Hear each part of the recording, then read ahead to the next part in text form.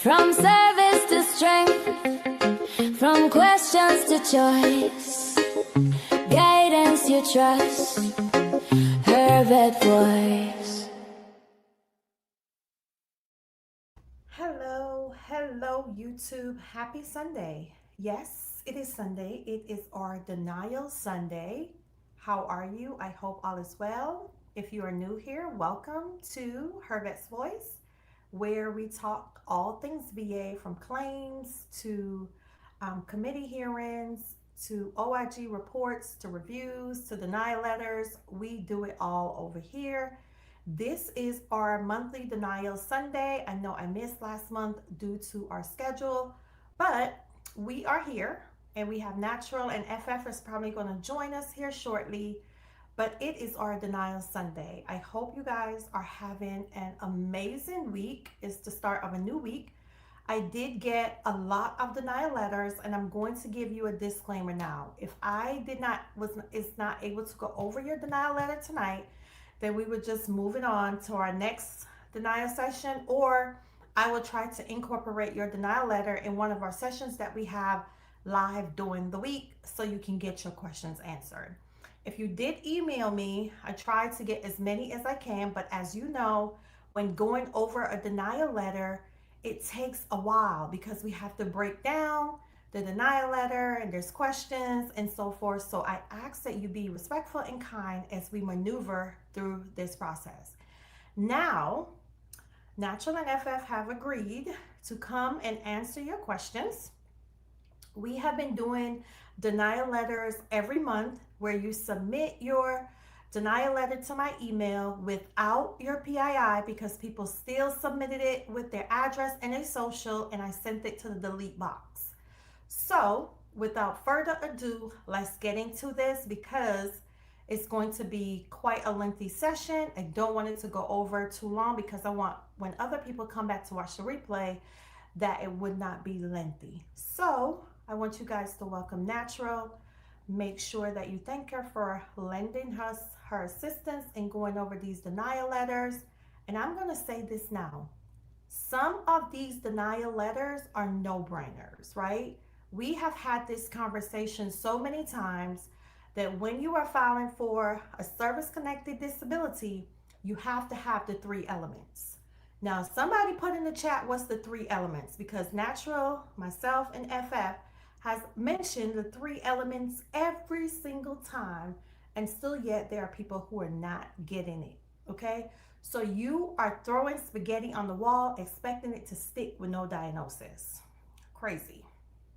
Anyway, let's get into it. Without further ado, let's see who's here first. Make sure you guys hit the like button, because I'm gonna tell you what, I am tired, but I'm still doing this, okay? I just got off a couple consultations, and I'm worn, and Natural is also exhausted. So we're gonna do this. We're gonna get through this tonight, and I hope that this will be a success to all the people who need answers to their denial letters. So, 66, how are you? I hope you are well. As 66 is telling you guys, don't forget to like and subscribe. Sherry, how are you? Good, happy Sunday. My namesake, hope you all are finer than a frog hair split 4 ways. Of course, Brina. Jakes, how are you? Thanks. I have a bunch of denial letters. Oh, you need to send it for the next time. Terrence, it's good to see you. Takea, congratulations on your 100%. Well done. It's definitely good to see you. Yeah, you can send yours next time. T. Hines, how are you? Australia, well, thank you for joining us today.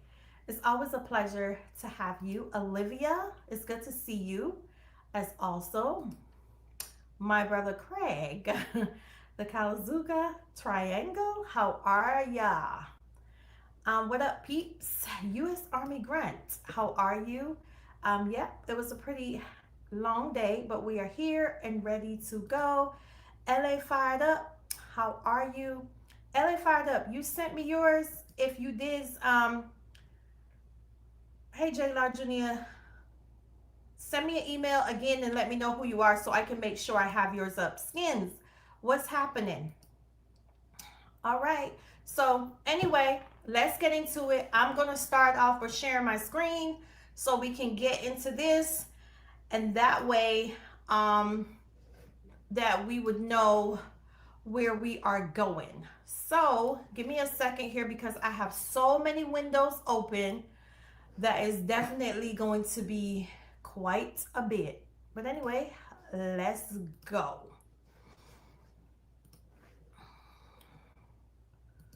Thank you, Terrence. Thank you so very much because I definitely need it because my throat is feeling it. And yes, Craig, I know I'm giving myself a certain amount of time because I definitely need rest.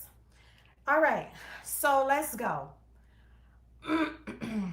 Service connected for IBS as secondary to service connected disability of PTSD as the claim as mental health disorders acquire, including but not limited to adjustment disorder, generalized anxiety and depression, service connection for IBS.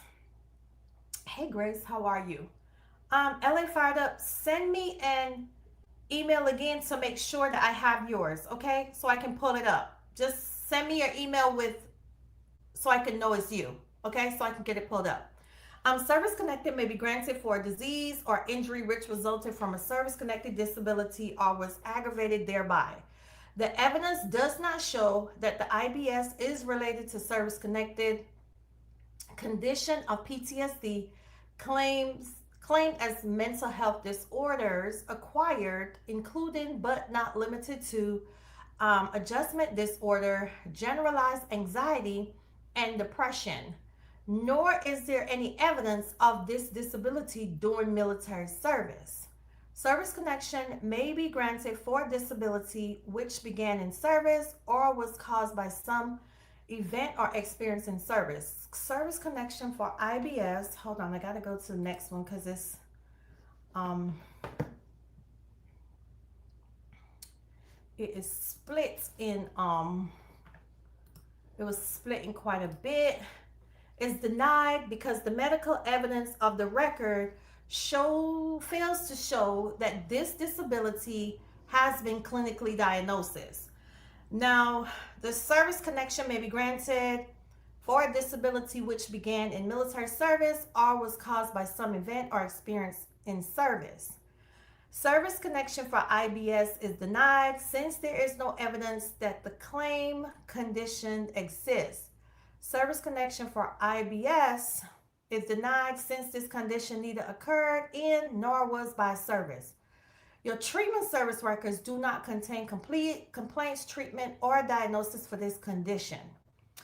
Service connection may be granted for a disease or injury which resulted in a service-connected disability or was aggravated thereby. The VA medical opinion found no link between your diagnosed medical condition and military service. Your service treatment records do not contain complaints, treatments, or diagnosis for this condition. In order to establish a service connection for the claimed disability, there must be 1, medical evidence, 2, medical or in certain circumstances, lay evidence or in-service incurrence or aggravation of the disease or injury, and 3, medical evidence of a nexus between the claimed in-service disease or injury and the current disability, which is Hickson versus West. The requirement of a current disability is satisfied when a claimant has a disability at a time for a VA disability compensation is filed during the pendency of that claim, which is McLean versus Nicholson. So the service connection is warranted where the evidence of the record established that a particular injury or disease resulting in the disability was incurred in the line of duty in the active military service, or if pre-existing such service was aggravated thereby. So it looks like, let's go back here to this one. So you were trying, whoever this is, I'm not sure. You were trying to file IBS as secondary to PTSD. Am I right, Natural? Yes, but it looks like if I read it right, they don't have a diagnosis of Yes. IBS. Yes. There's no diagnosis. Hold on, let me go to the right tab where it shows that it says that um, there's no diagnosis at all, and there's Yeah, no it said, connection. yeah, Yes. it was denied because the medical evidence failed to show that disability has been clinically diagnosed.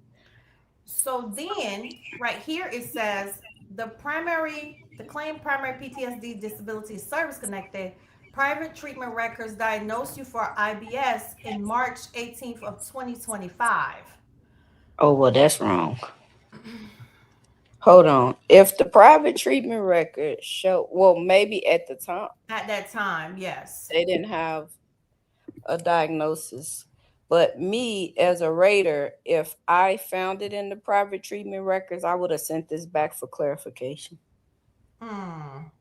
and noted because they said it was not clinic. I mean, based on the narrative, I don't see the overall case. Yes. But based on what they put for the favorable finding, and then the examiner is noting that there was no clinically, diagnosis, but however the veteran has a diagnosis that was diagnosed in 2025, Mm-hmm.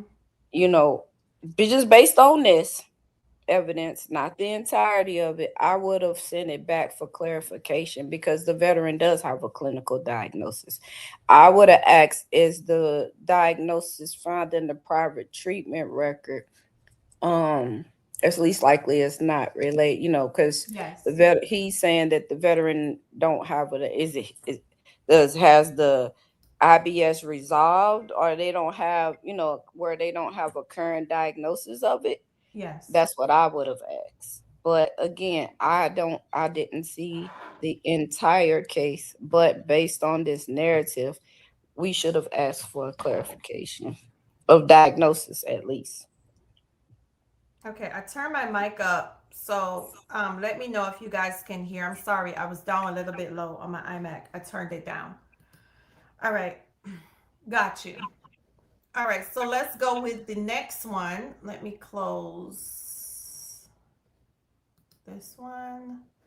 Let's share this one. So the evidence showed that a qualifying event, injury, or disease has its onset during your service treatment records.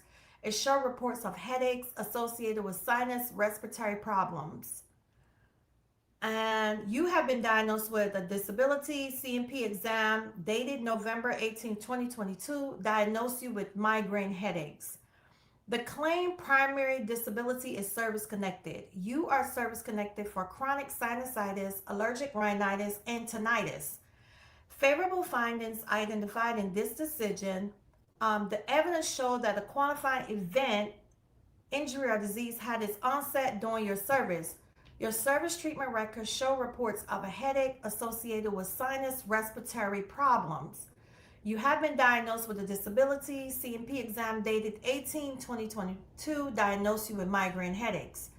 The claim primary disability is service connected. You are service connected for chronic sinusitis, allergic rhinitis, and tinnitus. Now let me go to the next tab. Um,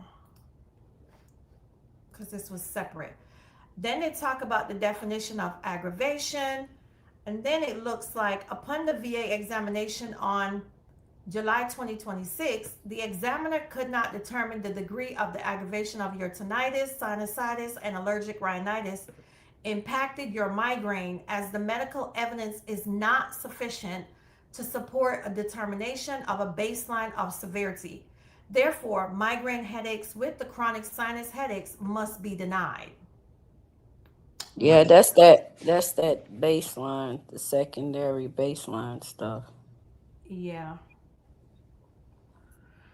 So it looks like the original diagnosis was back in 2022. Was that right? Let me go back here. So, right here in November 2022, you were diagnosed with a migraine headache, right? With migraine headaches. But 4 years went by. You see that, natural? November 18, 2022. And now they filed in July of 2026. And Well, now that they have the baseline, go ahead. honestly, it's like it don't really matter when you file. I mean, unless it's like Hmm. crazy years. But if you have migraines, you usually they don't usually go away. You have to treat them with medication. But because of this baseline stuff, this is why this can um was denied. Again, I'm not really happy with the baseline, that secondary stuff, but I, it's hard to talk on the denial letter sometimes because Hmm. you don't see the whole case, and I don't want to give um some hope when I don't know the whole case. So Correct. Yeah. technically, what we're supposed to do before we even jump to the baseline is we're supposed to ask for a secondary medical opinion first. Hmm. If the secondary medical opinion comes back positive, we don't go get a baseline. The only time we get that is when it's a negative secondary. Oh, gotcha. Yeah. So in this case, we would have to determine whether did the migraines um preclude the tinnitus, sinusitis, and whatever other condition they were trying to claim it to. Now, Hmm. one thing about headaches, because I see it say right here, chronic sinuses with headaches.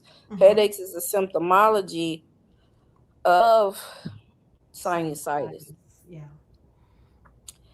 Um, I don't know. This one would be hard because, like I said, it's hard to determine Hmm. once when we haven't solved the whole case. Yes. All right. Let's get going here. So let's see right here what this one is. This was after my HLR was done. At the end, I included my HLR for favorable findings. The previous denial of your service connected for Hodgkin's disease is confirmed and continue. A claimant may file a supplemental by submitting or identifying new and relevant evidence. New evidence is evidence not previously part of the actual record before agency adjudicators. Relevant evidence means evidence that tends to prove or disprove um, a matter as at issue in claim. In support of your claim, new and relevant evidence has been received and your claim is now being reconsidered. Now, the direct service connection means that a particular disease or injury was occurred in service. This is accomplished by affirmatively showing inception during service. There are three components for proving direct service connection. These components are a current disability, an event, an injury, or disease in service, and a link or nexus established that the current disability has its onset or inception in service, which may be established by evidence of chronicity and continuity or continuous symptoms or a medical nexus opinion. All right, so service connection may be granted for a condition diagnosed after military discharge. It talks about TERA. I got to scroll down a little bit because I can't see. There's no basis in the available evidence of record to establish a service connection for Hodgkin's disease. This condition did not happen in military service, nor was it aggravated or caused by. Now, your VA examination dated on June the 2nd, 2026, favorable findings identified in this decision, the claim issued existed prior to military service. It was determined that your disability manifested prior to or close to the date of enlistment, that the disease could not have originated in so short period. Natural, do you want to explain that a little bit?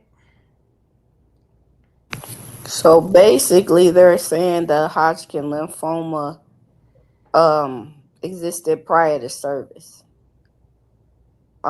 But I don't see unless they did an aggravation and oh well, unless you go down more, I don't Um, see.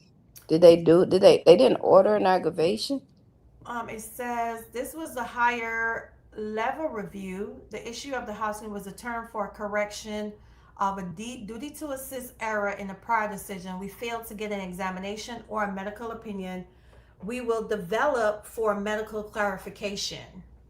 So I wonder if they sent it back and got an aggravation is what they should have done.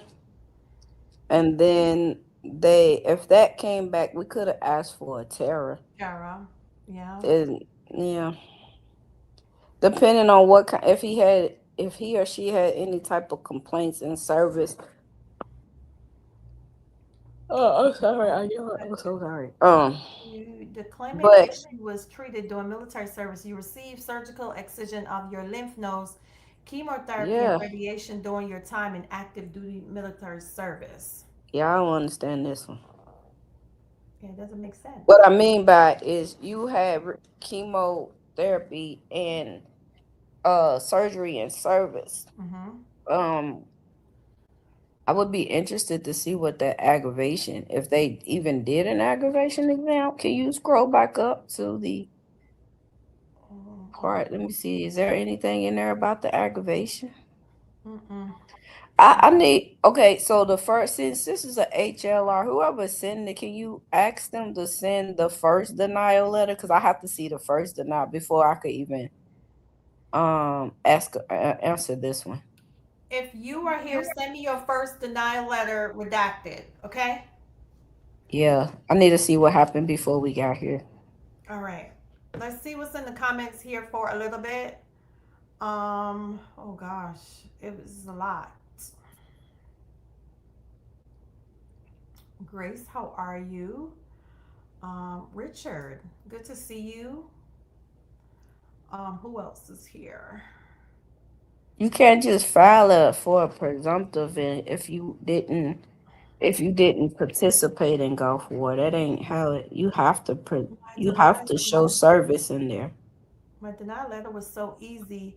I never knew I had appointments, so no show. What? What you mean you ain't knew you had appointments? Y'all better hit the like button, cause did my HLR for overactive bladder. DTA says new medical records and toxic exposure. What is the best way to win? So they're doing it Mm. to assist. So they send it back for clarification, I'm sure.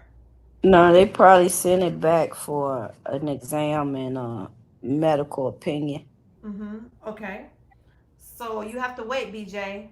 It's not really a best way to win.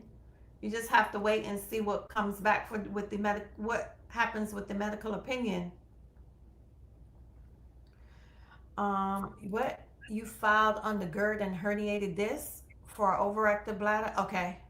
Or is he found secondary? Is it secondary, BJ? Hey, Benny.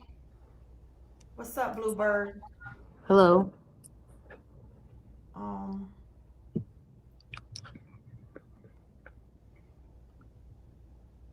Um, my email is hervetsvoice@gmail.com. It's the same thing as my channel. Hervetsvoice@gmail. Now I am service connected for OSA as well after I file for the overactive bladder. How to determine Hodgkin is latency disease? Can't. It existed prior to service according to this HLR. Yeah, it said that it existed. Actually, it said that actually right before he got into the military, he or she, not sure what it is, who it is, but he or she, it says right here that where did I go? Where did it go? Evidence shows that a qualifying event or disease had its onset during your service. Your treatment records indicated you were treated for a nodule. Oh, right here, manifested prior to or close to the date of enlistment, that the disease could not have originated in so short a period of time. I don't know if I agree with that statement, but Because how do they know how fast it develops? what degree? But and why would you let them in service if you had No, they had determined that. Yeah. right? Yeah. So I don't know. And then they were treated with chemo in service and Mm-hmm. surgery. So Mm-hmm. to me, the aggravation should have been a kind of pot. I mean, I don't know. Yeah. Like I said, I would have to see the first So denial they letter to kind of. participation in toxic exposure risk activity is conceded. Your term memorandum dated concedes imperfect. Okay. All right. Let's keep going. Let me share. Is it this one? Let's share this one. Um. All right, guys. I'm just scrolling along. So, grant this one is service connection for chronic pain, chronic fatigue syndrome. So it looks like a direct grant of service connection is required when you have the three elements, right? Then they talk about your service treatment record do not contain any complaints, treatment, or diagnosis for this condition. They also talk about chronic fatigue syndrome is considered to be a medically unexplained chronic multi-system. Oh, here's FF. Hey, FF. Hi, how are Hi, how are you? you? Good. Hey, FF. Hey, Natural. So it's saying chronic fatigue syndrome is considered to be medically unexplained chronic multi-symptom illness presumed to be linked to a service in the Southwest Asia Theater of Operations during the Persian Gulf War. So it looks like during No the diagnosis. there's no diagnosis. The VA examiner conducted on March 12, 2026. The examiner concluded that there's no current pathology to warrant a diagnosis related to your claim condition. That's all. Yeah, that's the only reason. Cause chronic fatigue syndrome is a muck me. If you get a diagnosis, then we will, grant it. But in this case, there is no diagnosis, so there is nothing to grant. And the diagnosis has to meet the VA requirements. Like you have to have had those symptoms for at least 6 months previous. And it's like a few other conditions that come along with it. So if you do get the diagnosis, just make sure it's kind of dated. Like you're not just saying they started today. Okay. Thank you, Grace. Okay, let's go back here for a second. So the vet's ENT wrote, it is least likely it's not that the vet's headaches, which are in the frontal area between his eyes, are caused by chronic sinusitis. The headaches have correlation with chronic sinusitis. The vet submitted this medical opinion prior to July decision. It was not listed in the evidence section of rating nor acknowledged by the rater. Is this the one for the headache skins? Is that this the one you're replying to?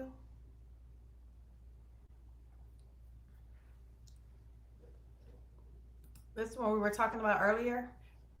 I This think is the one that Natural rates the right way because I think sometimes, it doesn't matter. But yeah, Natural rates this the right way.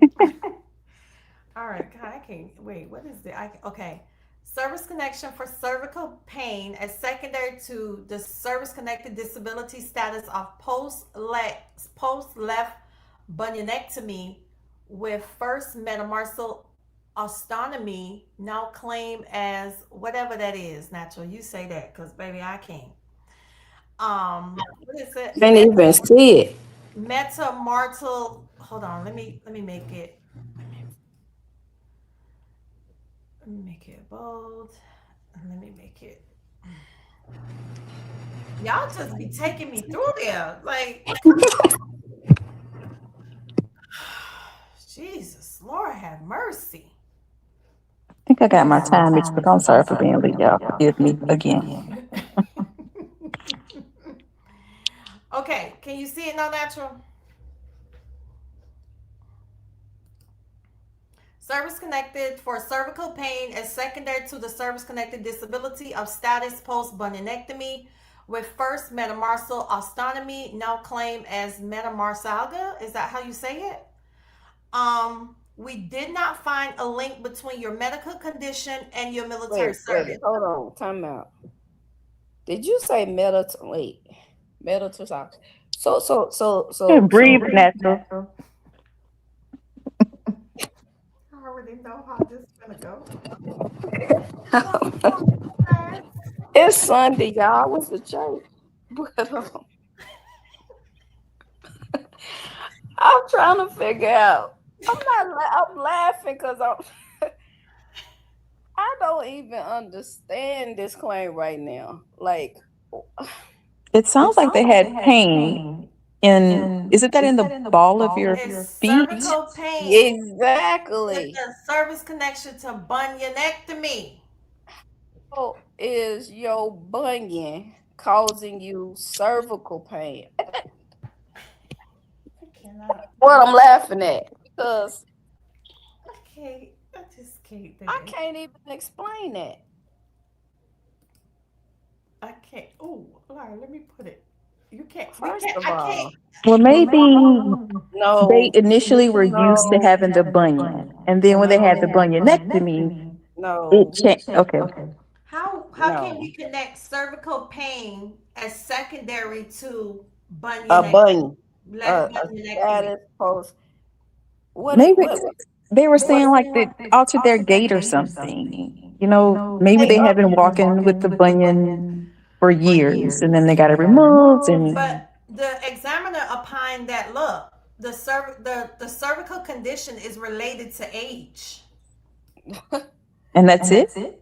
Right here. Yep. Rationale. The cervical connection is related to age. They did not find a link between the medical condition and military service. Now, the favorable findings, the claim primary disability is service connected, and you are service connected for the post left bunionectomy, but and then it looks like they were diagnosed with the cervical degenerative arthritis, but there's no connection to the bunionectomy along and the cervical degenerative arthritis. I these don't are like the that rationale. It seems insufficient to me. Now, I get maybe the rater was mm-mm. maybe like, no, but the rationale from the provider is insufficient. Now, we know there are different things that can, Why cause you do to you alter your think it's gait. insufficient? Hmm? Why do you feel it's insufficient? Because they're just saying it's because of age. Well, I get it. I mean, but it might have been more to it, but that's what this rater just highlighted and put in there. And I'm sure if they only said that, they probably should have sent it back. But in reality,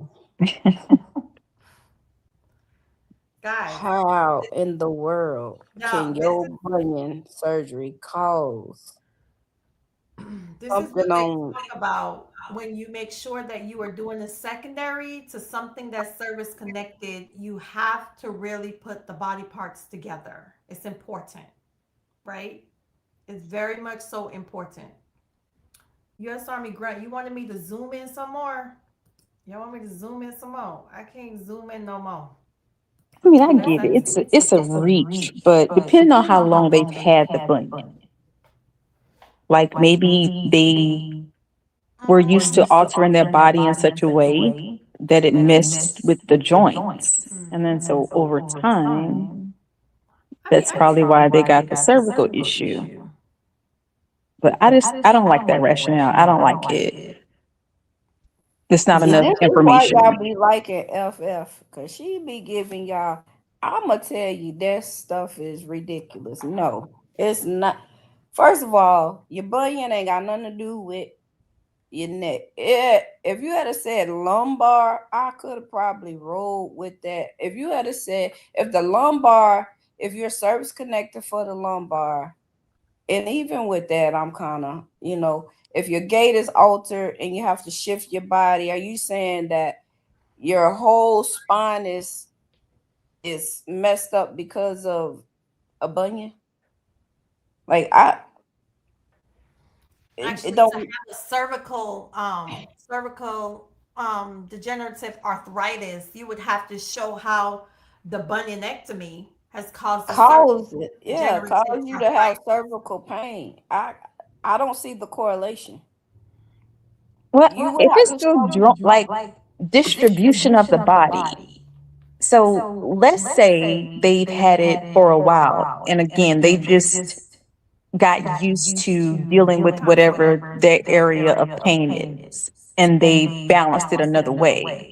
So with it being degenerative, we know that happens over time, like it wasn't just a traumatic event. Mm-hmm. And then they got it removed, but the damage had already been done because they had been altering their gait or their body position for so long.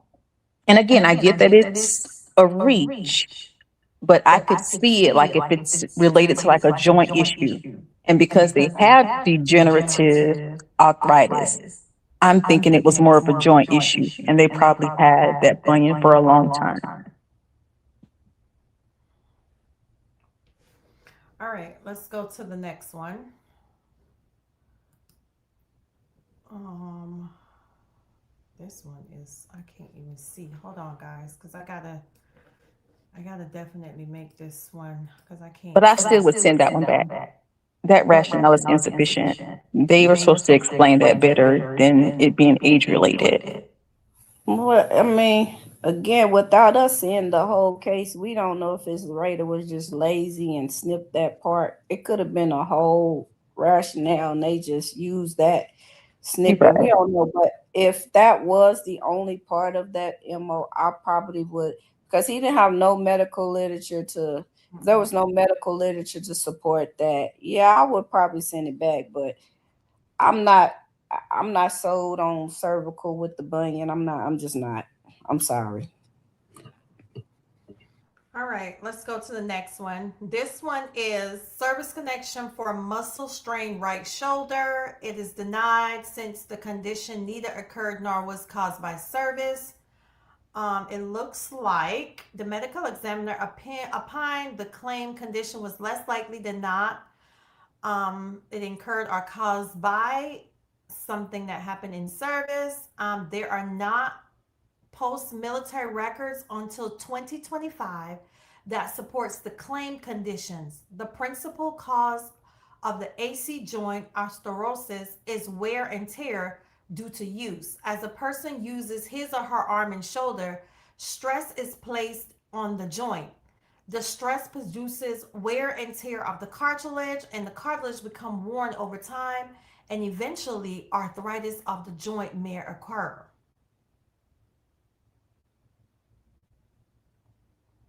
So they didn't have an injury in service? No, we Oh, did not find a link between your medical condition and your military service. Hey, Toya, but it looks like the examiner is saying that this is wear and tear. Well, first of all, the examiner is saying that the veteran only had post-military records up until 2025. So they, I guess when they got out, they didn't go to see the doctor, and then they didn't go until 2025, right? And then they're saying that the wear and tear is used to them getting older, or that stress was placed on the joint, and that the stress produces the wear and tear of the cartilage.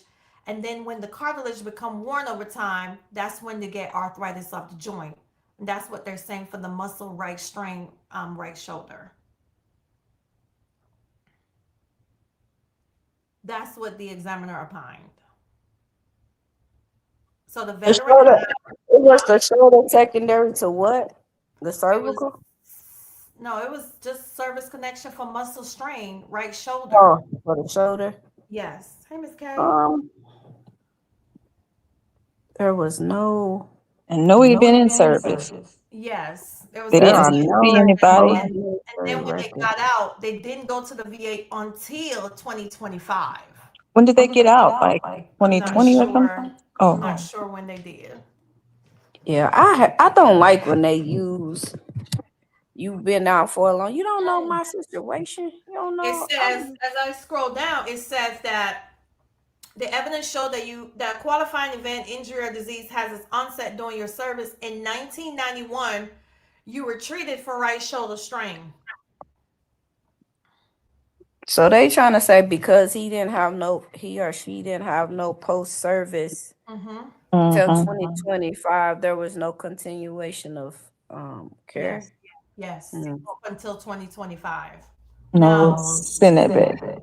I would probably do a supplement. Well, yeah, because you know what? Do they do a late statement? I'm not sure who this is, but I mean, I'll go back and send, once we discuss this, I'll reply to the email about what we discussed to see, let them know what their options are.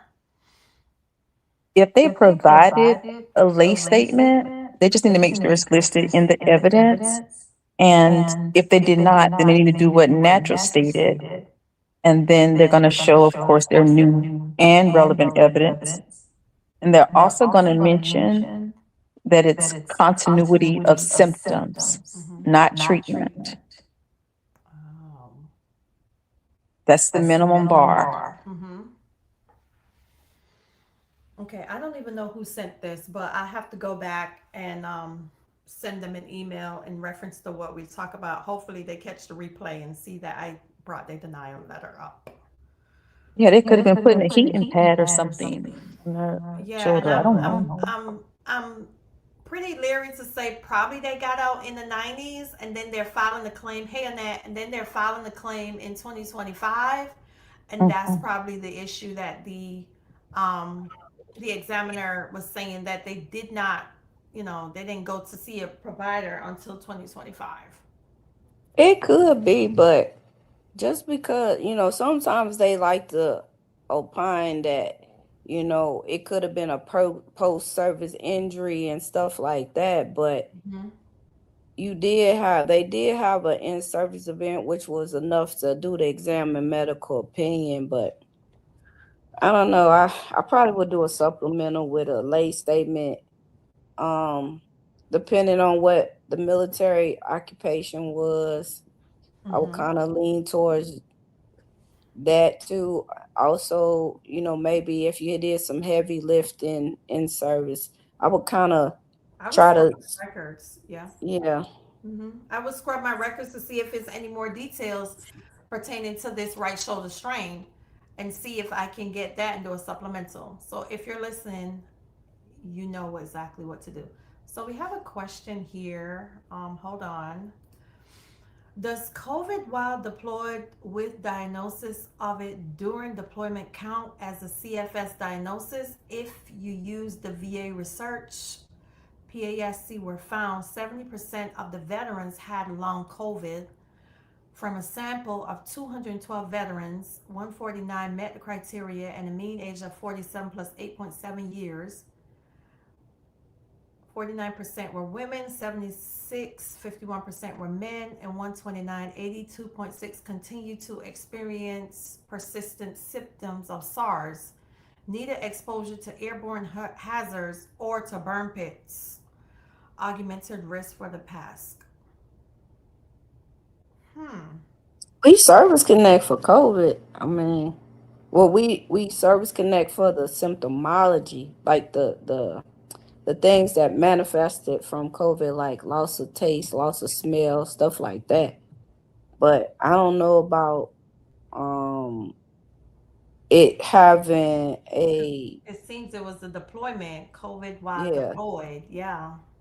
kind of chronic fatigue syndrome diagnosis. No, you could have chronic fatigue, but I don't know if, because I know that with COVID, sometimes people have fatigue, but Body. Mm-hmm. you would have to have a definitive diagnosis of chronic fatigue syndrome for them to be able to service connect it. Fatigue from COVID is different from chronic fatigue syndrome Mm.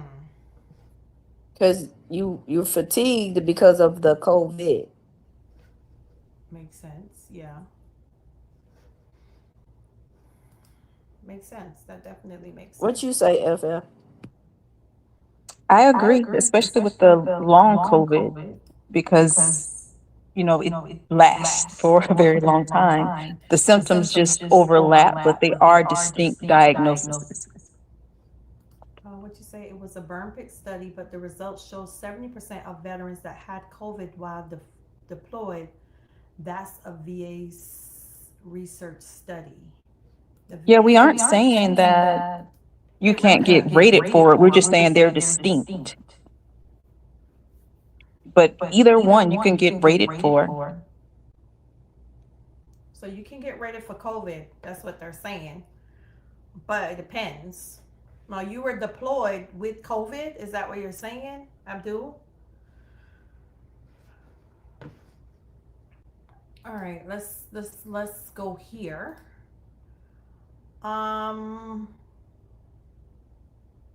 service connection for chest conditions.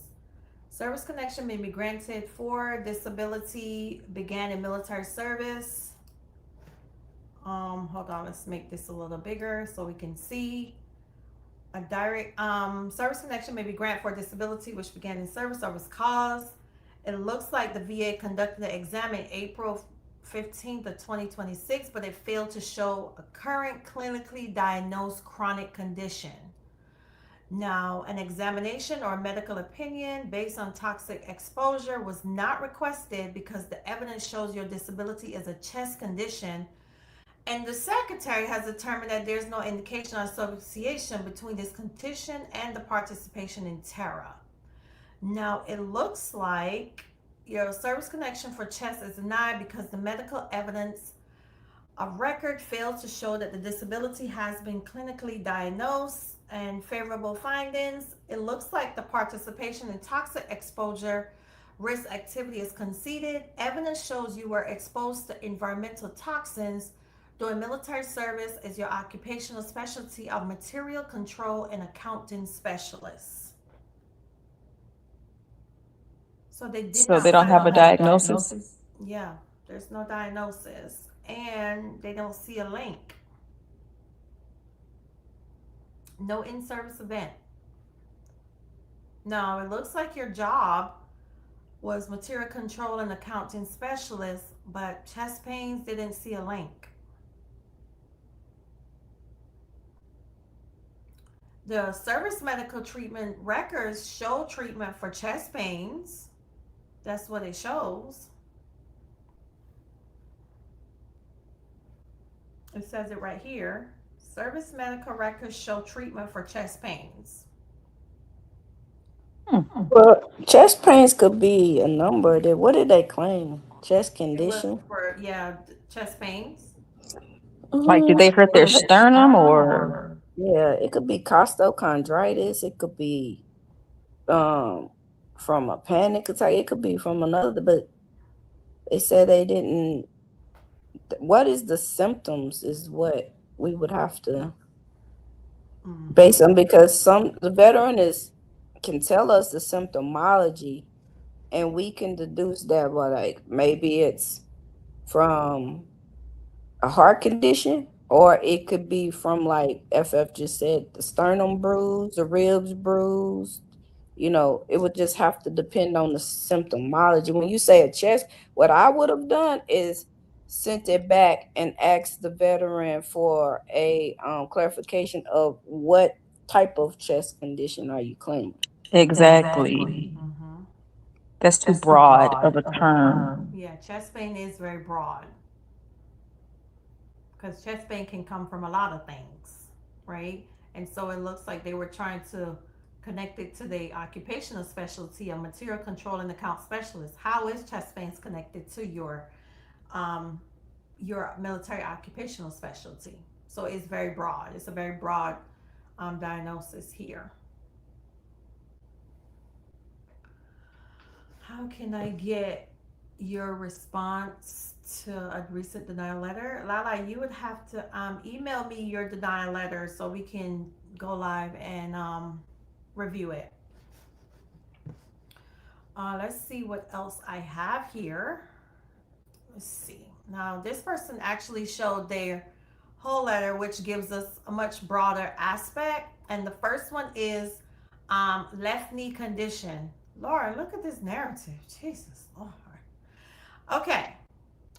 So it looks like the VA medical opinion conducted in May 15th, 2026. Let me go a little bigger here. The examiner opined that the claim condition was less likely than not incurred or caused by an in-service event.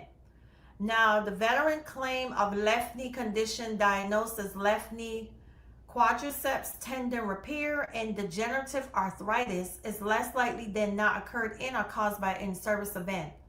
The evidence supporting the diagnosis include emergency room evaluations in 2010 following a fall on both knees, surgical repair of the left quadriceps tendon. Then they had orthopedic follow-up care, physical therapy, cortisone injections, ongoing reports of knee pain and stiffness with activity, and an x-ray of the left knee dated back in August 24th, 2017, demonstrating mild degenerative changes. Now, it looks like the veteran's military service was not incurred or caused by the documented injury, a complaint, or treatment during active duty, and they put the active duty time. There's not sufficient evidence to establish a nexus between the diagnosis and the veteran's military service, as demonstrated by the absence of knee injury or treatment in service treatment records and the veteran's clear report of onset following a post-service fall in 2010. The continuity of care for the diagnosed condition from onset to the present is documented in the post-service records beginning 2010, including surgical repair, rehabilitation, injections, conservative management for persistent symptoms, and image findings in 2017 confirming degenerative changes. Diagnostic evaluation related to the condition has been conducted. The results do not support a connection to military service. This conclusion is based on post-service emergency treatment records, surgical documentation, orthopedic evaluation, image studies, and the veteran's reported history of injury occurring decades after separation from service. What say ye, ladies? Wait, so they had an injury after they got out Yes, they had a and post-service went fall in to the 2010. ER surgeon Yes. and told them that the condition didn't happen in service and filed a claim for it?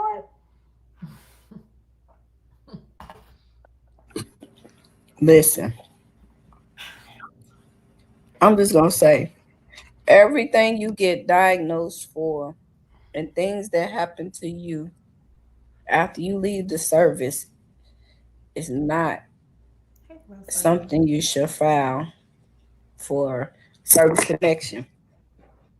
Clearly, because we had evidence that this person had a fall after service and nothing in service, it was definitely going to be denied because even if I could see if they had like knee pain or something in service and they fell on it and it aggravated it more, I could see Mm-hmm. that. But this, they got out in what, 77 or 91, and they had a fall 91. in, yeah, they had a fall in 2010. Mm-hmm. Mm-mm. I don't know how they thought that was gonna be service connected. I want to keep scrolling down because I want to see what's down here. Your service treatment records are silent for any complaints for your claim while on active duty. What it says, in absence of a current, yep, they don't see anything.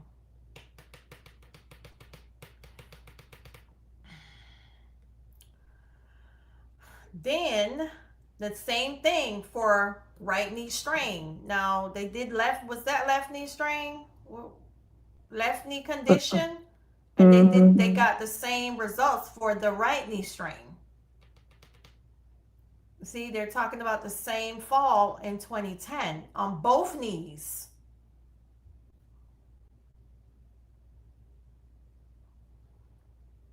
And they put the same thing. So because of the post-service fall in 2010, there's no connection here for service connected. Yeah, it needs to be related to service in some sort of way. I, I don't understand this one. Yeah, so it looks like, okay, let's keep going down. Service connection for social adjustment disorder with anger issues. All right, let's look at what the examiner opined that in May on 27, 2026, the examiner opined that the claim condition was less likely than not incurred or caused by in-service injury or illness. The veteran meets the DSM-5, which is the diagnosis criteria for MDD, a single episode, unspecified, with anxious distress and insomnia disorder with other medical comorbidities. Persistent claim as social adjustment with anger. All symptoms are subsumed under and best accounted for by these diagnoses, and there are no other mental health diagnoses warranted at this time. The veteran reports depression and anxiety symptoms begin in 2025 after his cancer diagnosis. He notes insomnia is long-standing for many years, related to chronic back pain and tinnitus, and it predates his most recent issues with depression and anxiety. He denies mental health concerns, diagnosis or treatment in service, and review of service treatments, as which is the SDRs, revealed no documentation of mental health complaints or treatments during service. The veteran reports engaging in VA psychotherapy beginning in September 25, focused on his medical issues, including chronic back pain and cancer diagnosis and treatment. The veteran's MDD single episode and unspecified with anxious distress and insomnia disorder with other medical comorbidities, persistent or co-occurring, mutually exacerbating, and have overlapping symptoms but have distinct and separate etiologies as noted above. Veteran self-reports in today's exam that both depression related to cancer and his treatment and insomnia related to chronic back pain and tinnitus began after service. Congruent with this, the veteran separated from active duty service in 1977 and again in 1991, and there is no documentation of mental health complaints, evaluation, or treatment during the service, including on his first separation medical exam. Is the cancer service connected? It doesn't look like it because it says right here, hold on. Separation medical exam from 1991 was not located. Additionally, the available records do not demonstrate continuity of medical health symptoms or treatment in decades immediately following separation. There's no mental health documentation in the record prior to the veteran beginning VA psychotherapy in 25. Given over the 30-year interval between the last active military service and current evaluation, doing with numerous psychosocial, medical, and environmental factors may have contributed to the development of the mental health symptoms. Wait, did they claim it secondary or they claimed it direct? It seems to be direct right here. Service connection for social adjustment disorder with anger issues. So it looks like they got out back in 1991, and because they had cancer, that the examiner connected To the cancer? cancer, the what Depression. depression, yes. Are they service connected for the cancer? I'm not let me go down and see. Maybe not. I don't know. Yeah. This next one is service connection for glenohumeral joint osteoarthritis, claim as shoulder replacement. Right, as secondary to the service connected disability of the right side, involvement to L4, 5, S1, 2, and 3 nerve roots with its the sciatic nerve. Now it looks like that they filed this previously and it was denied, and it was confirmed and continued. Is the veteran service connected for anything? It doesn't look like it at all. Everything that this veteran filed looked like it was denied. I don't see, it doesn't, I don't think they're service connected for anything. Let me go back. So me and FF is gonna have a discussion right now. So when you guys and we've said it multiple times on this channel, when you guys go to file a claim, you can't just throw claims out there hoping they're going to stick. Sometimes it works, sometimes it does not. You have to get your you Okay. He's saying you have both these conditions should be secondary to plantar fasciitis. but And that's not the way they claimed it. yes, cancer is service connected. MDD is secondary to chronic pain. Thank you, J. Jr. So if his cancer, so I'm gonna switch gears real quick. So if Hmm. his cancer is service connected, and if the examiner opined that it was due to the cancer, then that should have been. Let me read that. Go back down to the Hold on. medical opinion for the um For the MDD one, the anxiety yeah, one. Okay, hold on. yeah.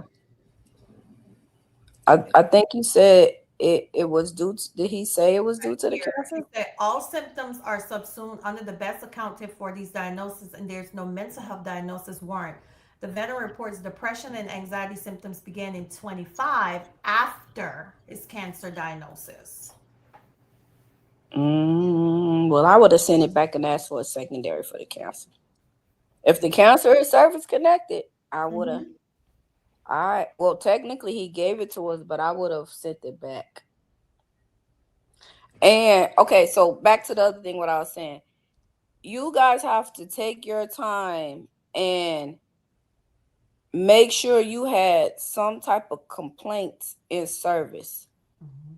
or on your exit exam or something, and you got to make sure that you've had some type of treatment before filing the claim, because you're going to get frustrated every time when you file these claims and they're being denied because we don't have anything to link it to. You have to be kind of strategic. If you're going to file, you can't just put on the 526 out of 0995, hey, I want to be service connected for my knee, with no late statements explaining why, what happened, or where you feel this should be related to service. So often people just send us an application. You haven't done no research. You don't say, well, what, it's due to, long ruck matches, or I was in the infantry, I was military police, I was something, and due to the strenuous, or I was a parachutist, I was an airborneist, or something like that. Um, um, before you file these claims. Now, something that happened way down the line, years and years after, chances are they're not going to service connected because you had nothing in service. Mhm. Yeah, they may have hurt. We all know when you were in the military, a lot of times, no, we do not go to seek care. I understand that, but it's not what you know, it's what you can prove. Yes. Very. And this is the problem. This is why we have so many multiple denials, because people go to the VHA and get a diagnosis and they want to file a claim. Has nothing to do with service, but because the VA diagnosed them, they assume it's going to be service connected, and it's not true. Likewise with secondary conditions, if a condition existed prior to a service connected disability, how can it be secondary? So these are things you guys have to think about when y'all are filing these claims. Mhm. It's going to save you some trouble in the long run, because all these denials are kind of self-explanatory. If you don't have a diagnosis, then that's what the denial is. There is no diagnosis to be able to link it to service. Now, sometimes, yes, we mess up, you know, and they do it wrong. But again, we only can give you advice on the denial letter. We don't have the whole case in front of us to go and research and be like, okay, well, this should have happened, this should have happened, this should. We can only give you all advice on what we see. Mhm. You have to do your research based upon what we tell you and figure it out. Do a FOIA request. Get all your information that they have in your file before you file another claim. Mhm. And it may take time for you to get that evidence, But do not file a claim again until you get that evidence and review it. Mhm. So these are the things that we have to do. If you want to turn these denials into grants, you got to be patient and you got to do your homework. You can't expect someone else to do your claim for you. I don't care if these people be like, "Oh, we can get you this, we can get you that." If the evidence is not there, they're not going to get you anything. They can file it again for you. Same thing you can do. Mhm. What you say, FL? I agree 100%. I'm still trying to figure out what happened with the plantar. Was Fasciitis that part. filed? Yeah. Yes. Yes, that's the part I'm not getting because if you file plantar fasciitis secondary to your left knee, and okay, so you said J Law Jr. that you filed this secondary to plantar fasciitis, right? The left Oh, knee. the new condition? Yeah, the knee. The okay. If you filed that secondary to plantar fasciitis, how did this medical opinion? How did this come into play? Well, they should have asked for a secondary, but in reality, honestly, even if they filed it secondary because there was a fall and Mm-hmm. they went to the emergency room, the outcome would have probably been the same, but they I don't know how old this denial is, but they could go back and possibly do a supplemental and say, hey, the theory of entitlement that I requested was not considered. It was considered on a direct. But however, because there was a fall, the examiner may still link it to this fall. But you do have the basis. If you did a HLR, they're gonna say they didn't, because a direct is only unless they saw something in your records about some type of knee complaint or something like that. That's the only time we're supposed to pull a direct, Mm-hmm. do a direct medical opinion. If we saw something that we could potentially link it on a direct over a secondary. J Lost, you don't have to keep donating. The VA treatment record stated MDD, anxiety issue with insomnia caused by chronic pain, additionally aggravated by cancer treatments. Okay, so VA treatment again, VHA and VBA, two different entities. However, chronic pain is broad. Are you service connected for something like lumbar, knee condition, cervical? Chronic pain is pain, right? You Yeah. got to link that chronic pain to something you are service connected for that's causing you chronic pain. That's the part you guys are missing.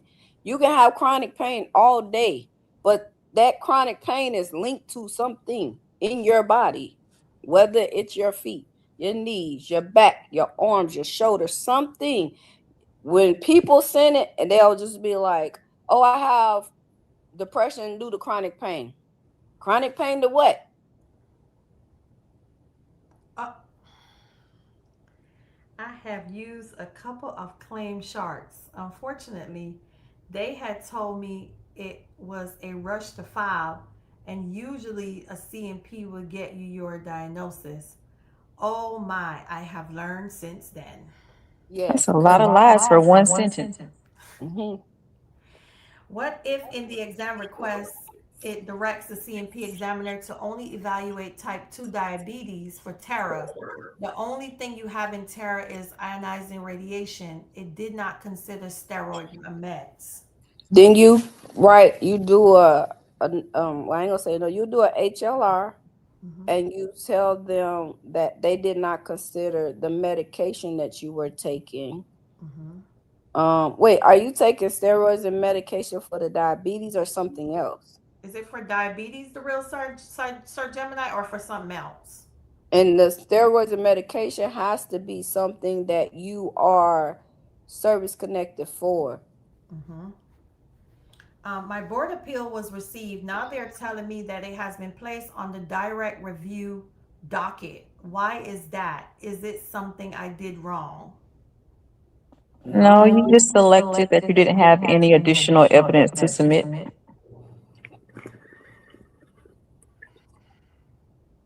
You got that, Salmo Funds? He's taking steroids for UC, which is service connected. Okay, then when you do your supplemental, you go back and say that you have, I forget the what it he needs to do it. Tell them they did not consider that you do you have evidence that the ulcerative uh The UC, I call it UC. well you see okay you see the also that it causes it has a direct the medications that you are taking has a direct link to you developing diabetes. See, those are the things you have when you do a HLR, like FF always say, you gotta do new and relevant evidence.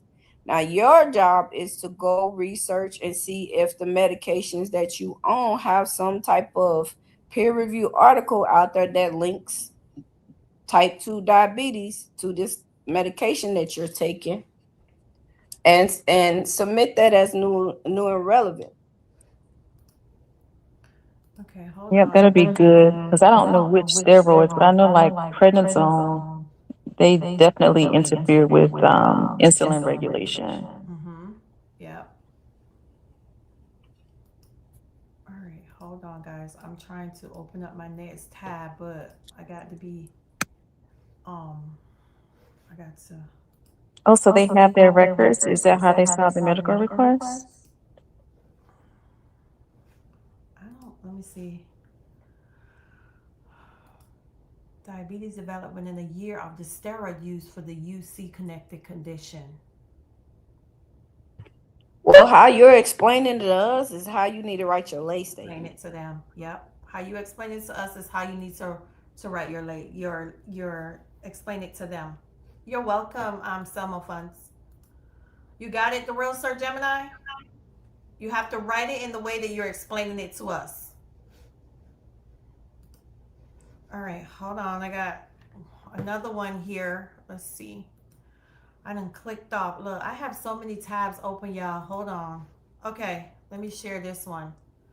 This is service connection for acute bronchitis, chronic bronchitis. Lord, let's see here. I gotta scroll up. Give me a second so I can see. So it just talks about at the beginning what sorry guys, I gotta make this big. I wanna scroll. Hold on. Okay.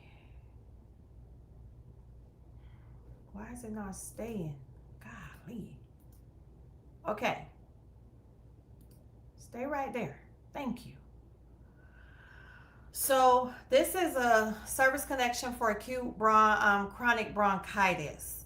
It looks like the VA and private records show treatment for episodes of bronchitis and upper respiratory infections.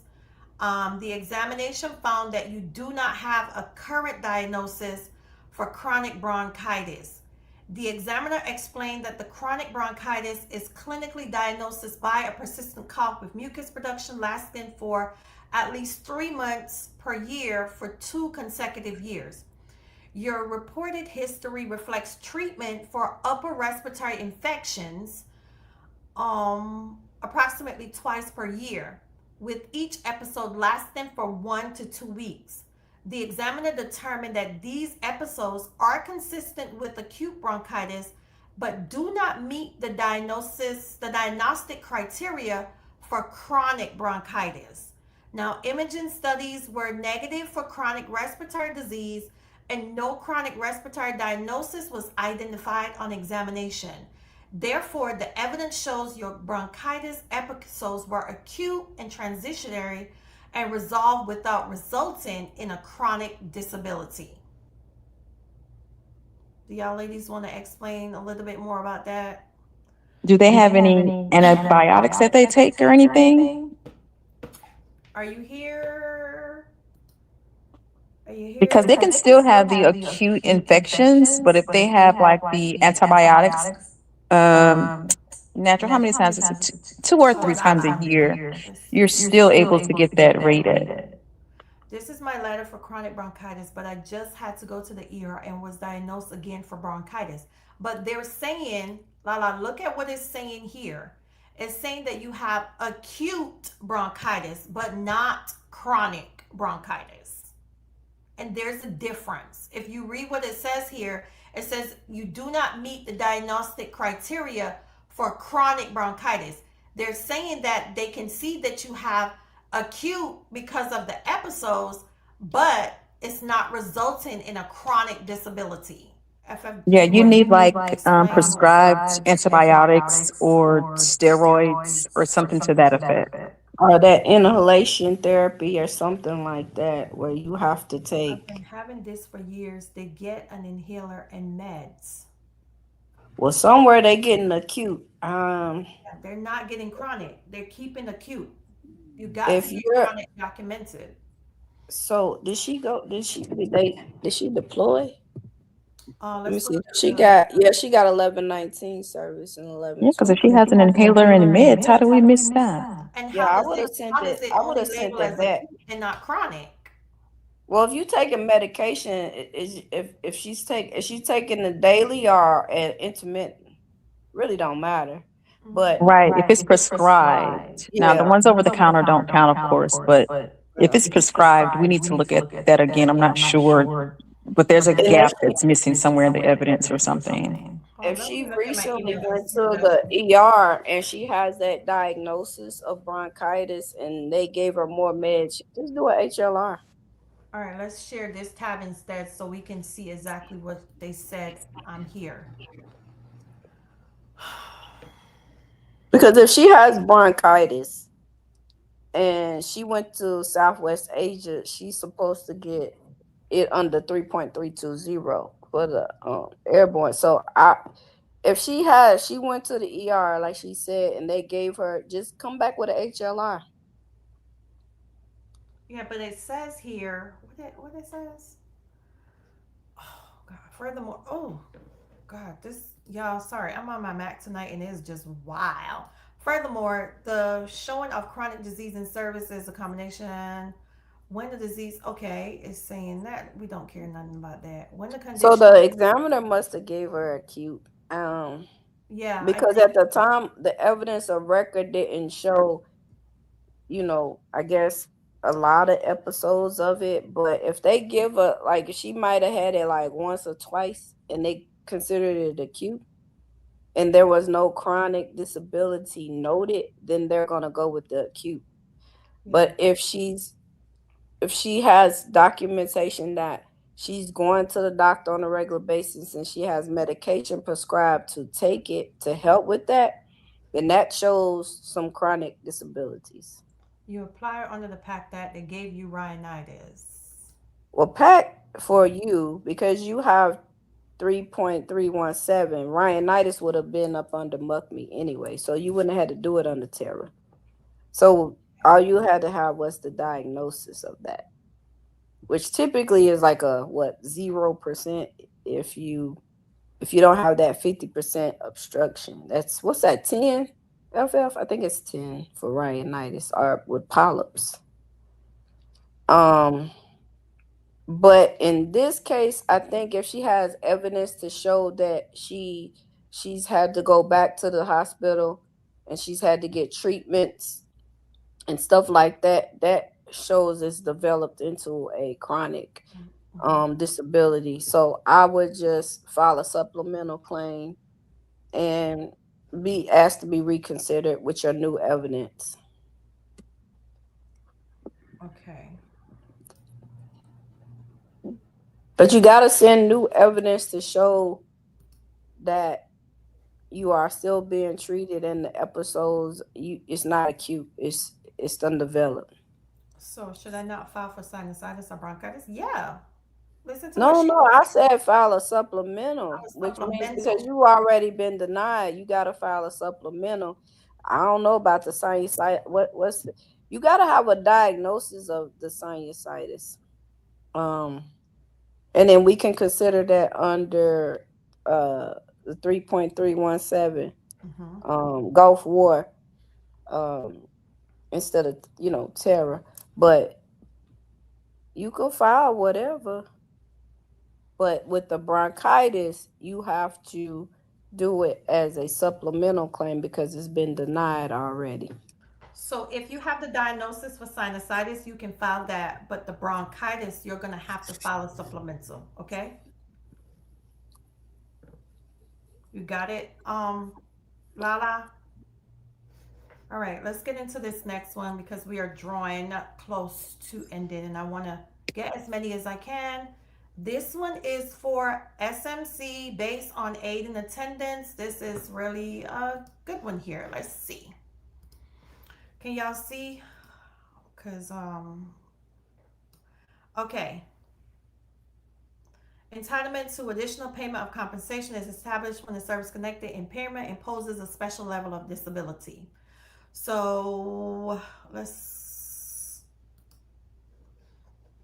see what happened here. The benefit is payable for being so helpless as to be permanently bedridden or in need of regular aid and attendance. Where's the other portion? Because I don't really need this part. I'll be back. Just give me a few minutes. I'm sorry. Okay, One hold moment. on, guys. Hold on, guys. I got to go to the next one because I don't really need this portion. And I want to open it in a new tab because I don't want to share my email. So I got to be careful. Okay, let's do this one. Okay, so it looks like we have considered but denied your entitlement to SMC based on aid and attendance housebound. We will establish entitlement to special monthly compensation when extraordinary disabilities result from a service-connected condition. Now, special monthly compensation is payable for being so helpless. Is being so helpless as to be permanently bedridden or in need of regular aid and attendance. Since your VA treatment records do not show the criteria regarding aid and attendance have not been met, you are not in need of aid and attendance of another person or housebound due to your service-connected disabilities. We cannot establish entitlement to special monthly compensation based on aid and attendance.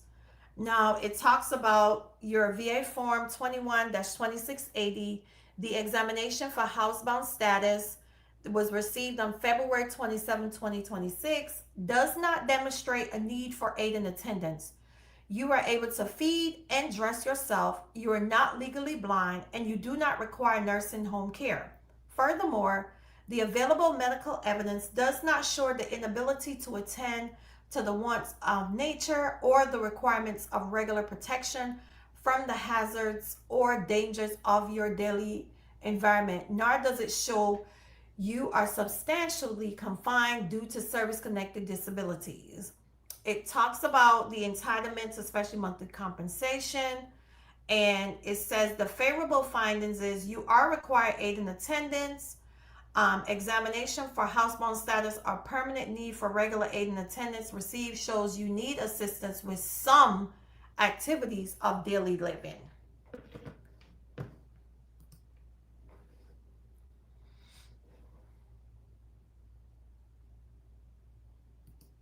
And I'll put it up here now so you guys can see. So this was denied for SMC,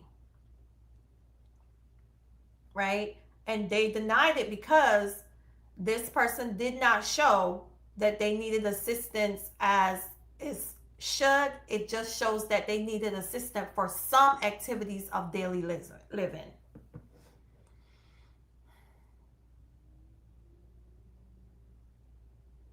Hold on here.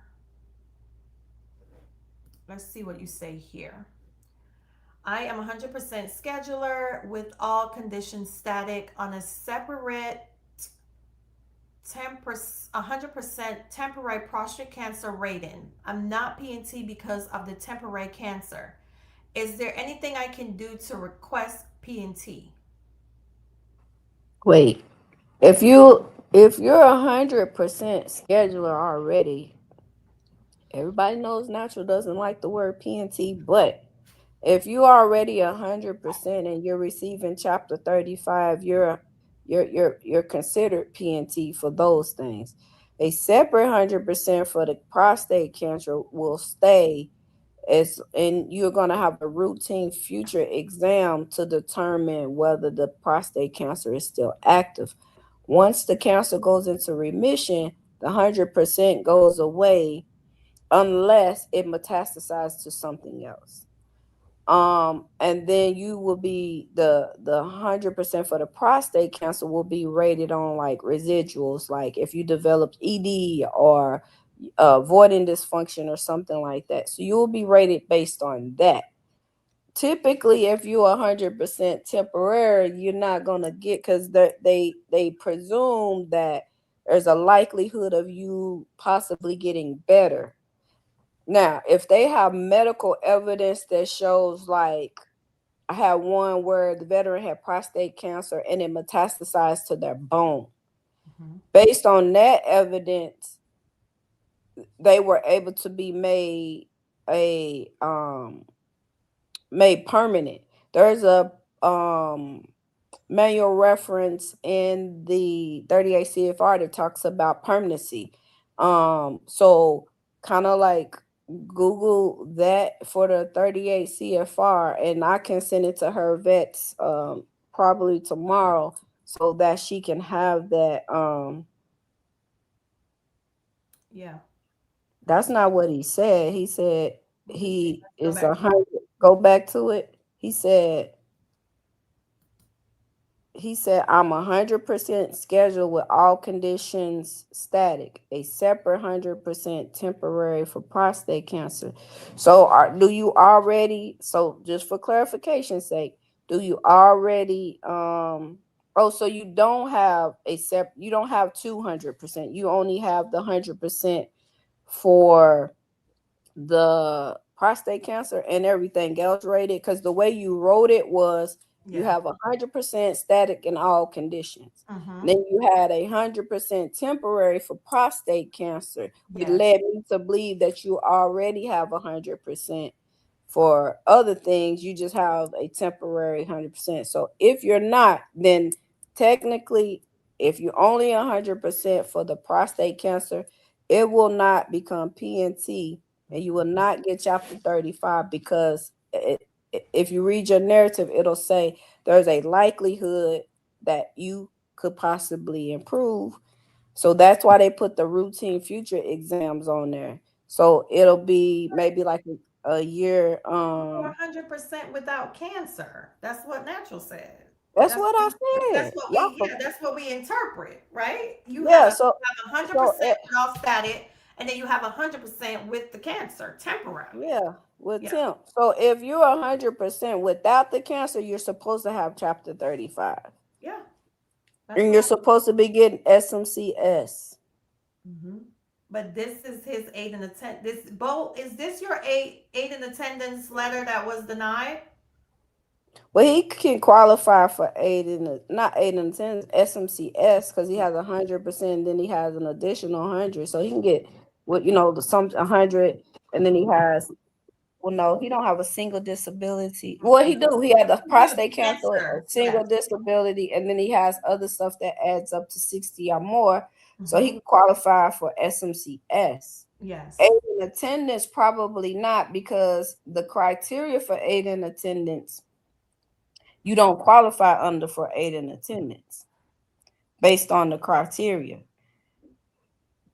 Oh, this is somebody else. That's not him. This was Oh. just the one. Okay.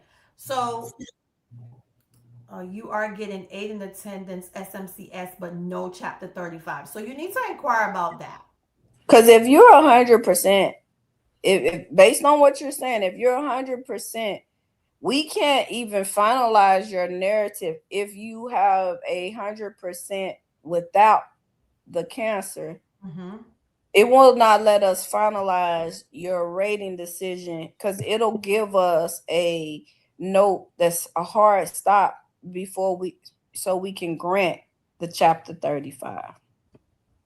We have to, if you already have 100% by itself without the prostate cancer, chapter 35 should be given. Yes. That's what okay. If you 100% temp, no, it's not going to get chapter 35. All right, so let's go back here to this. Let's go back here to this aid in attendance. This is the prime example of what Natural has been speaking about for a very long time when it comes to aid in attendance, right? You have to meet the criteria. You have to meet the criteria. And this pretty much says that the special monthly compensation is payable for being so helpless as to be permanently bedridden or in need of regular aid and attendance. And you do not meet the criteria for this, just another veteran. They did say that you need assistance with some activities of daily living, but not to the extent where you meet the criteria for aid and attendance, special monthly compensation. Okay, I'm back. Sorry. Anything Natural or FF? When we talked about aid in attendance and the special monthly compensation of not meeting the criteria because you you can do some parts of your daily living. Just to make sure when you're asking for it, that it's strictly related to your service connected disabilities. And it needs to render you, like, you don't have to be completely incapacitated, but you need to not be able to do the basic things as far as being able to take care of yourself. Like, you can't brush your teeth, you can't tie your shoes, button your shirt, and it needs to be related to your service connected disability. I cannot stress that enough. Okay, you wanted me to show this part right here. It doesn't contradict itself. It says you require aid in attendance. The form for household status or permanent need received in February shows you need assistance with some activities. Now, look at what they're saying. It says that you do, and you do not require these things to the top. So they're saying that you do need assistance with some activities, but you don't fully meet the criteria for getting the housebound status. You don't meet it. Right? So it looks right here, it says, does the patient require assistance with bathing? But guess what? Look at the boxes that are checked, right? You need assistance with some. It says some of your daily activities, but you don't need it for all of your daily activities. It tells you here what the exemptions are. Go ahead. So the criteria is you have to be legally blind, you're not in a nursing home, and you have to be so helpless where you can't do any of your ADLs. You are solely dependent on someone for everything that is going on in your life. Not just like, because if I don't know who this one is, but if you have, like, there are certain conditions, like if a person has ALS or multiple sclerosis, I give it to them because that disability will render you helpless. So just because you need certain things, because there's more to this that form that you're showing, because it'll ask some questions like, are you able to, how often do you leave your house without assistance? And if it says you can drive and you can do this and you can do that, you're not helpless. If you can leave the house alone and go to your doctor's appointment, go to the store, do all of that, you're not so helpless where you can't do things on your own. You just need assistance with something. Now, the favorable finding that they gave is because you need help with some daily activities. That's why they gave it. It's not that they're saying you require aid in attendance. You require aid in attendance with some of those, like bathing, medication measures, like remembering to take your medicines, or meal,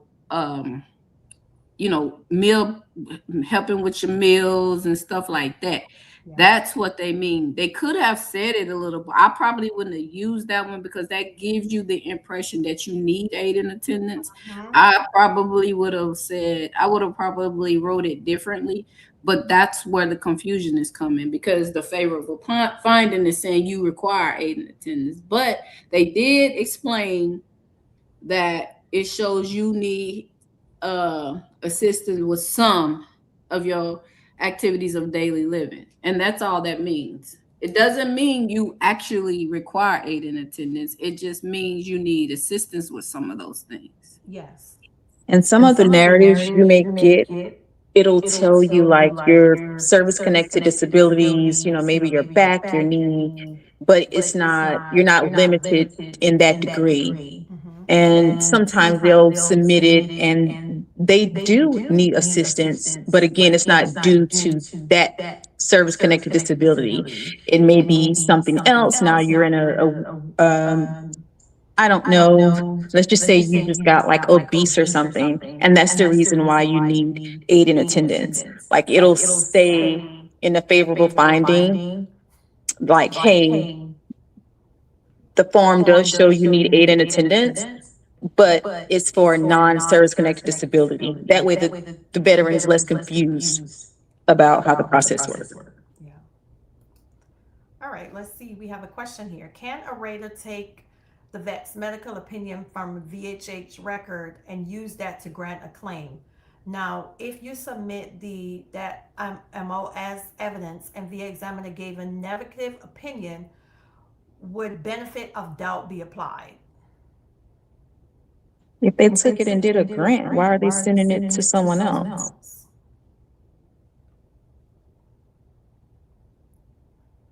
If the evidence of record is sufficient to warrant a grant, we can go ahead and grant it. Mm-hmm. Now, if you submit that as evidence and the VA examiner gave a negative opinion, would it benefit the doubt be applied? That's overdevelopment if the information was sufficient.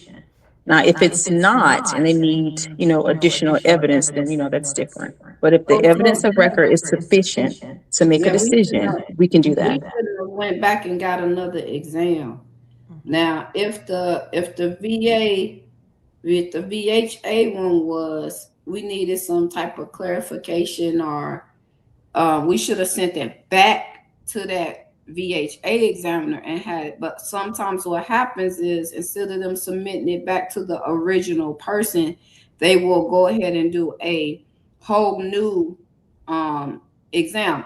But in this case, if we have a positive and a negative, we should have done a reconciliation of medical evidence, because whoever asked for that second medical opinion kind of, messed up.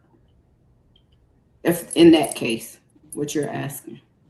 Yeah, benefit of the doubt applies when the evidence is equally balanced. So if I have two opinions for some reason and we can't figure heads or tails, tie goes to the veteran because the evidence is equally balanced. But if there is something that needs clarification, you have to send it back out.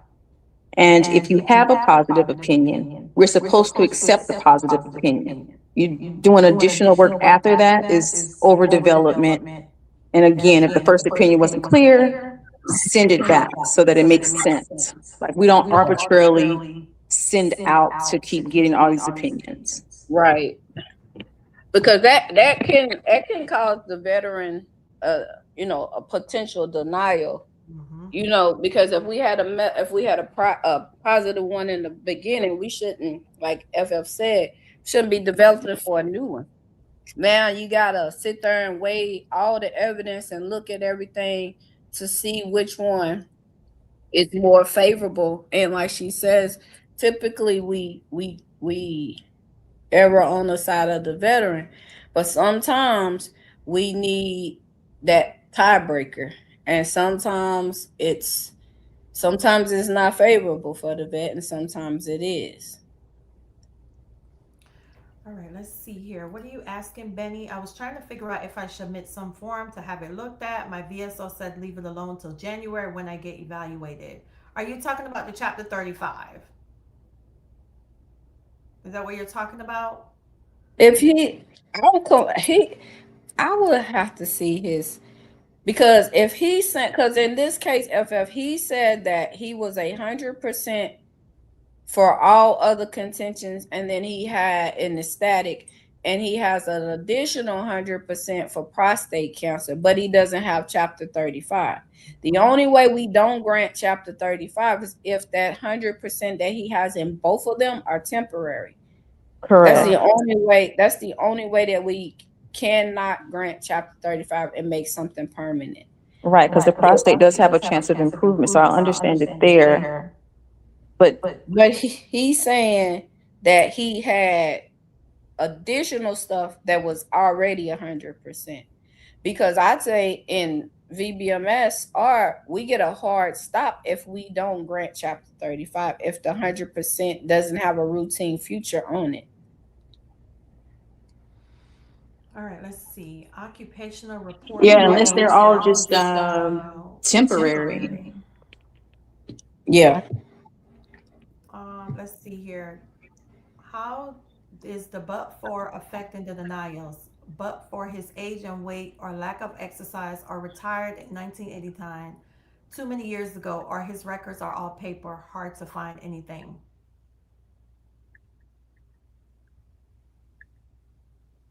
Hmm. I don't know about this. What do y'all got to What say? it say? It says, How how is is the the but buffer? for affecting the denials? But for his age or weight or lack of exercise or retired in 1989, too many years ago, or his records are all paper, hard to find anything. So typically, if those records are paper or microfiche, the VBA has a duty to assist to try to find those records. We'll develop to the vet too. If they can't find those records, then they will send you a final notification letter. And they will try to rebuild as much as they can. I have Hmm. seen cases where, like FF said, they error on the side of the veteran and grant it. I've seen it both ways. I've seen it no, and I've seen it yes. What about you, FF? Yeah, same. Um, it kind of sucks in that case because you'd have to go find, buddies and things like that to try to help you build your case, unless you have some other type of direct evidence. I had a few where they built it, but they had like receipts from like the 70s and 80s from the hospital when they were in service on like that yellow paper or whatever that was. So we could see the event that took place during service. But either way, we'll notify you to let you know that we tried everything.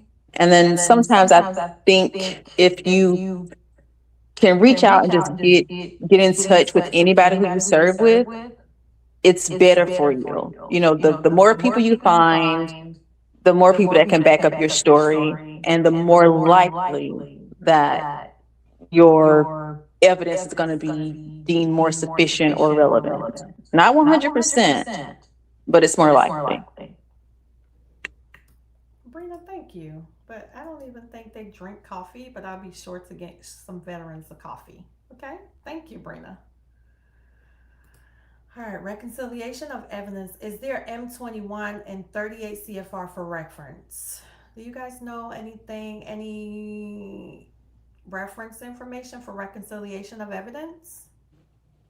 Oh, I don't I know. have to write this down, Grace, and take a look.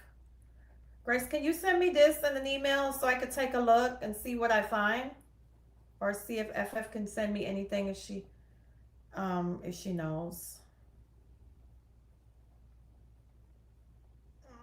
38 CFR for reference. Yeah, I'll look it up real quick. Hold on one Thank second. you.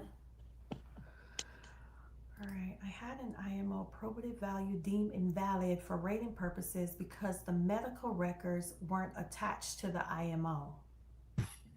FF is probably under resolving inconsistencies. Okay.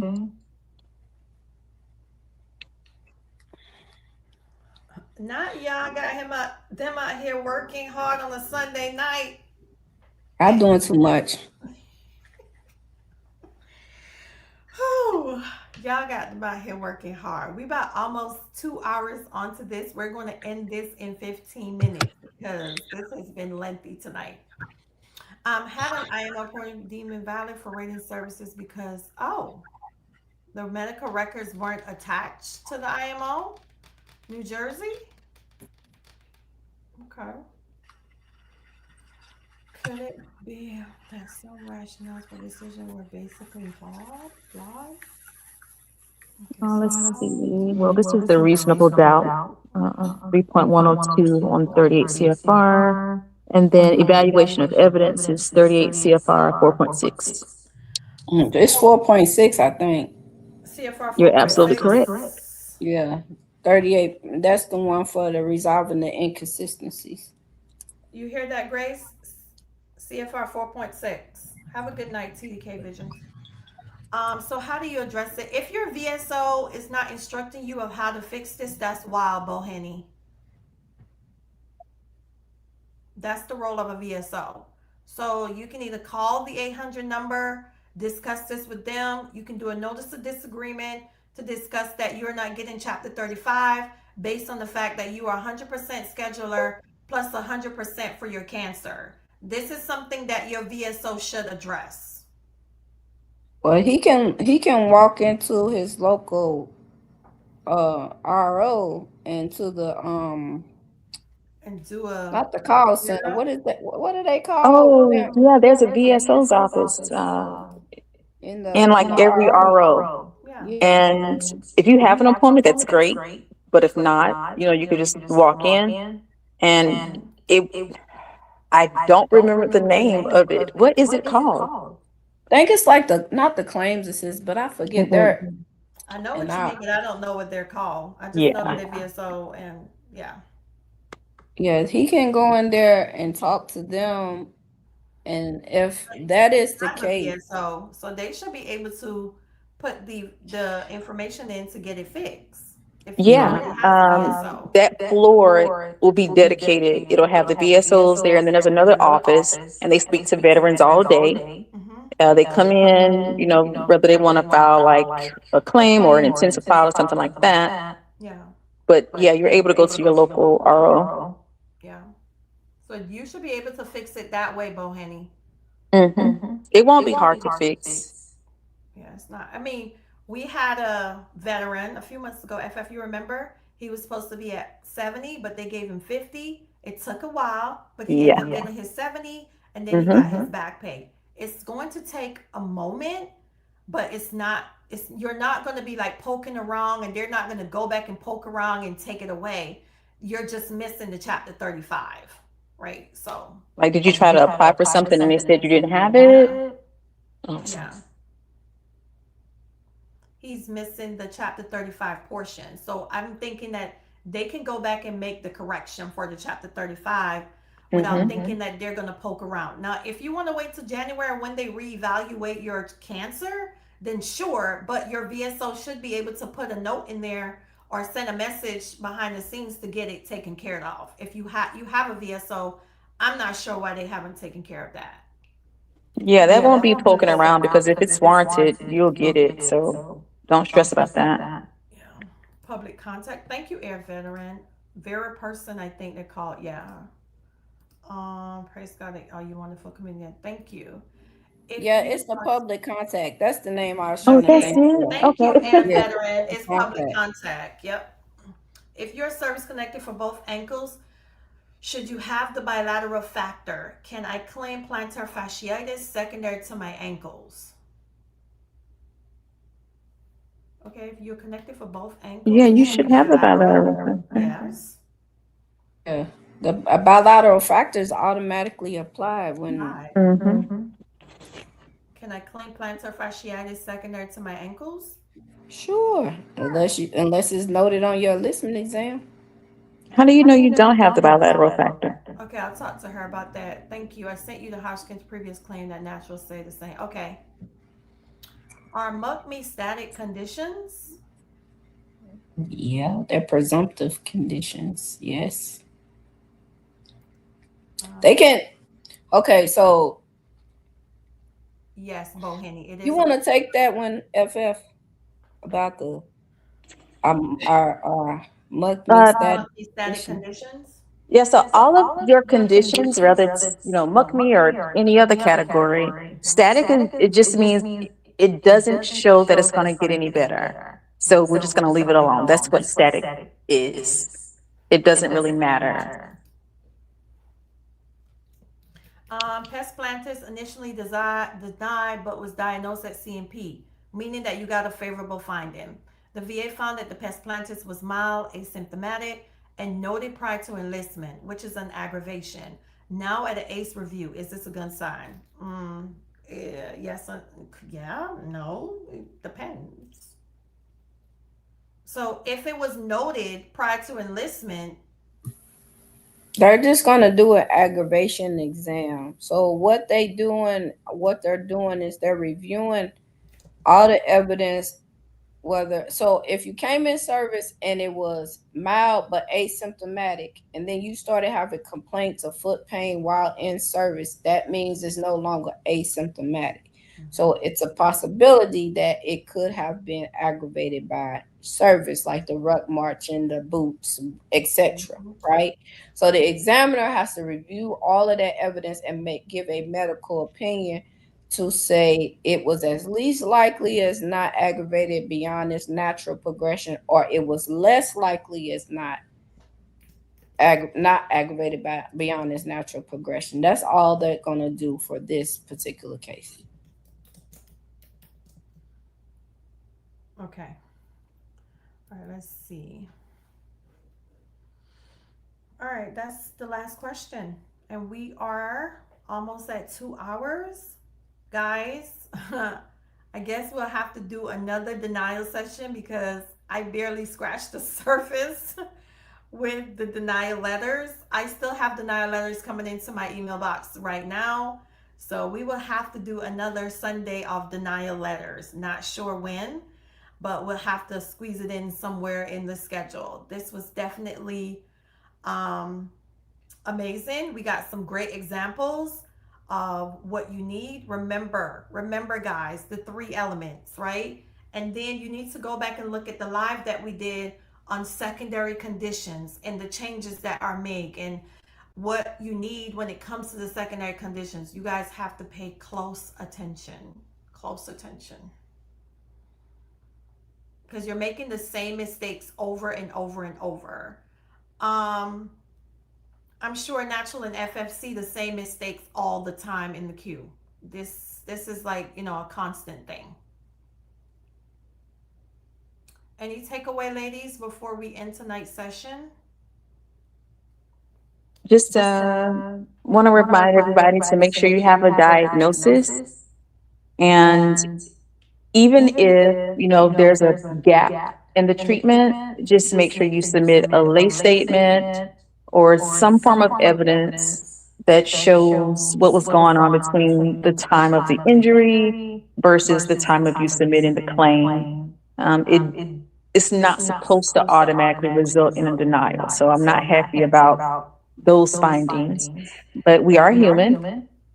So just make sure you submit evidence that shows you were still doing something, whether that be self-treating or whatever it was. And then I think that's it. Just make sure you read your narratives in its entirety. Make sure you go back to look at the rationale. Now, sometimes it will be insufficient, and this is not okay. If you see where you submitted the evidence and that gap in the rationale shouldn't be there, then you can go ahead and file a supplemental or notice of disagreement Yeah. or a high level review. But in no circumstance is it okay for us to ignore evidence that you provided. So just look through your narratives to make sure we aren't forgetting anything. Explore your evidence, things like that. I just want to say this, that I am so appreciative of these amazing ladies that grace us with their presence every single week to answer your questions, right? This is what, and I usually don't answer any questions because I want you guys to hear it directly from them, because they do this every single day. They experience, they see so much, and they're able to come here and share with us exactly what everybody else would like to know. What I want you to do is to make sure that you are sharing this with other people to come and join. The main goal here, and you can tell based on their hearts that they are so willing to assist in everywhere possible. Even though you're going to get on Natural's nerves, she's still going to help you. She's still going to give you an answer. She's And so FF sweet. is definitely going to clean it up, and we just going to keep going, right? But you guys get everything that you need. There is no question that usually goes here unanswered. You don't have to give a donation. You don't have to. We answer all questions, right? But I want you guys to pay attention. Listen to what they're saying. They're not going to steer you in the wrong way. Even though Natural say you can claim whatever you want to, she's still going to give you the insight on what you should do and how you should go about it, right?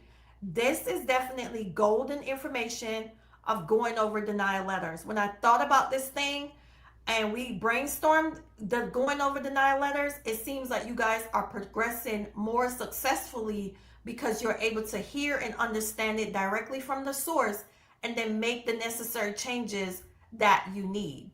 So, as we continue on this denial journey, I hope that you guys are finding the information very, very interesting, and you're accepting the information that they're giving to you and listening attentively and going back and doing what you're supposed to do. Now, I've seen results where people listened to what they said, they went and did exactly what they did, and they got successful results. So it can happen for you guys as well. All you have to do is just dig deep and listen. So, with all of that, thank you, FF and Natural. Even though you are going to be in the queue tomorrow, we appreciate your time. It was 2 hours that you took to answer these questions. It was a lot, and we appreciate your time and your dedication that you give every single week. Thank you so much, Natural. Thank you, Herbert's voice, because I have been slipping. But thank you all for your grace. Thank y'all. We appreciate it. Thank you guys so much. Rest well. We will see you guys on Wednesday. I don't know what we're going to talk about Wednesday. I don't know, but we'll figure out something, okay? Because it's always going to be something, regardless. Give Anyway, us some ideas. Tell them give us some ideas. they did send me an email on some stuff, but I ain't even finna argue with you right now. I'm not about to argue with you. So just close your eyes and pick one, or either we can do some more of the denial letters if you want. If I have enough denial letters, do you guys want to do denial letters on Wednesday? One in the chat. Now, here we go. And then you can just send, I guess you can send Natural on a few in advance so we can look at it, and then maybe that'll shorten the time.